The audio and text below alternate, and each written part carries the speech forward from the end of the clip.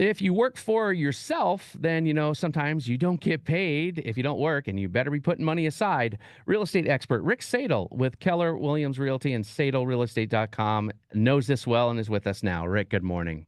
Hey, good morning.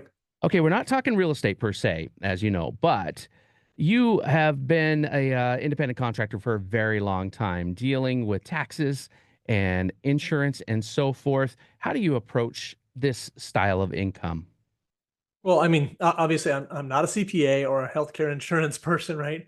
But I've been working for myself for the better part of 30 years, and there's lots of pluses and minuses. Setting your own schedule, not having to have a boss. The biggest challenge though is the finances part of it, right? Making sure you pay your taxes or find affordable health insurance. There are things that when you work for someone else, they get taken care of for you. Now, don't get me wrong, I've made all the mistakes, right? But what I've learned is if you do it the wrong way, it can come back to bite you. You have to make sure you're paying close attention to your profit and loss and only spending money when you have it. And that's after taxes and insurance. I know for a fact that taxes, they don't go away. They always come back, and if you don't pay Sadly. 'em. Yeah. Do you have to really stay disciplined, and have you learned, a system, to setting aside money? I mean, yeah, what I preach to my agents is they need to set aside 30% of their money for taxes.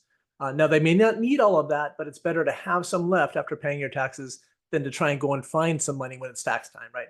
The best way is to do it automatically have it transferred out to a separate checking account or savings account, or have the money paid to your significant other and let them put 30% away before giving it back to you to spend.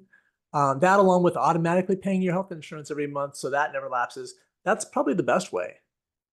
And understand, you're not a CPA. You're just talking about your own experience. You're definitely a longtime pro. You mentioned how many years. I don't want to date you, Rick, but it must feel pretty good on the plus side when you do have success on your own.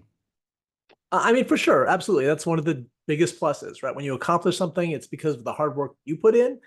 You also get to control how much success you have, right? The amount of work you put in can equal the amount of reward you get. It's determined by nobody else, and that's pretty satisfying.